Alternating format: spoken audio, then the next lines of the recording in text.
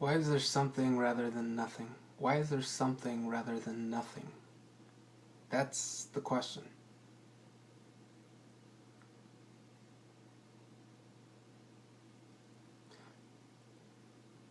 As soon as there's nothing, there's a frame of reference for something. As soon as there's nothing, there's a frame of reference for something to exist.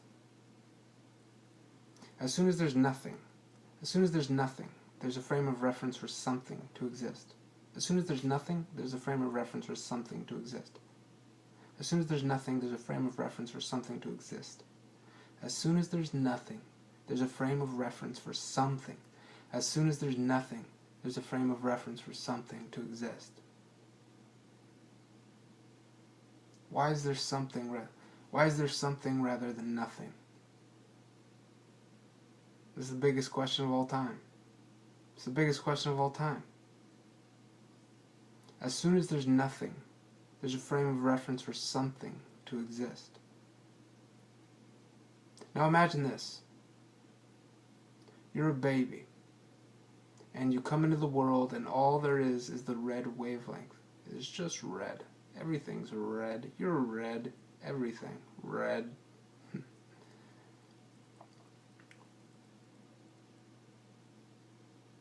Everything would seem black and white. It'd seem like shades of gray, minus the sexual stuff. Everything would just seem black and white and gray.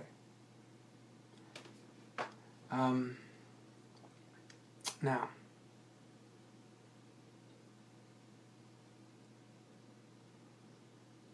there's a man named something.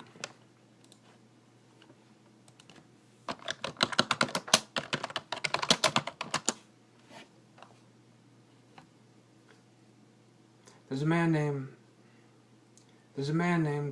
a man named Claude Shannon, and he said what they found is that everything is bits of ones and zeros. Information. Fundamentally, everything is information. Yeah. Now what does that mean? What does that mean? Now what does that mean? Well, I have no idea. It could mean we're in a simulation. It could mean we're in a simulation. It could mean we're in a simulation. It could mean we're in a simulation. Could not. But the point is, there's ones and zeros. So let's take it back to the nothing. Zero. Nothing. And now we know that as soon as there's nothing, there's a frame of reference for something to exist. And if it's all just information, one. Let's imagine something is one and nothing is zero. Ones and zeros. Computer code. Now, you can take that 1 and 0 and make 0, 1, 0, 1, 0, 1. Compare it to 0, 1, 0, 1. Frame of reference. And you keep stacking upon that and adding upon that and building all the references imaginable that stem from just chaining ones and zeros, infinite.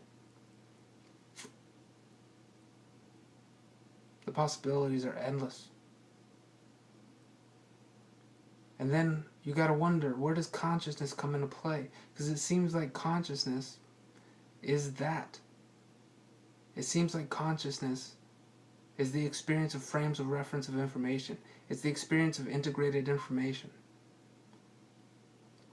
That's how it seems.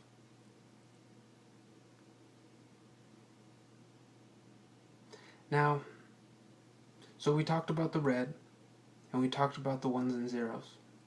Now we gotta ask, where does consciousness come into play? Now think about this. Think about a particle. Think about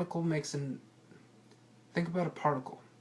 A particle makes an atom, makes a molecule, makes a cell, a brain cell. Now, everybody likes to think that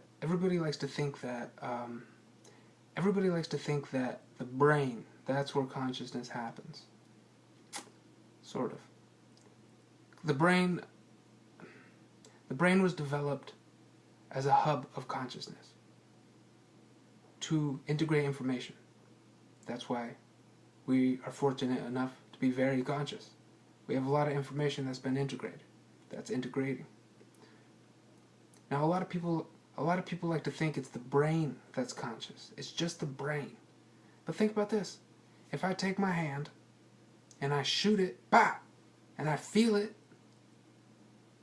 it took that hand, which is not my brain, is connected to neurons connected to my brain. It took that hand to have that experience. It took that gun to have that experience. It took the gun manufacturer to have that experience.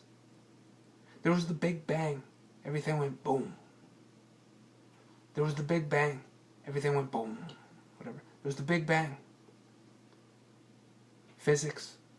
Everything chained together, cause and effect.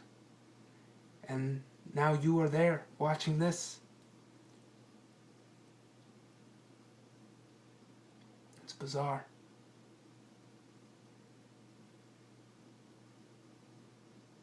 Everything since the Big Bang has gone into making your conscious experience right now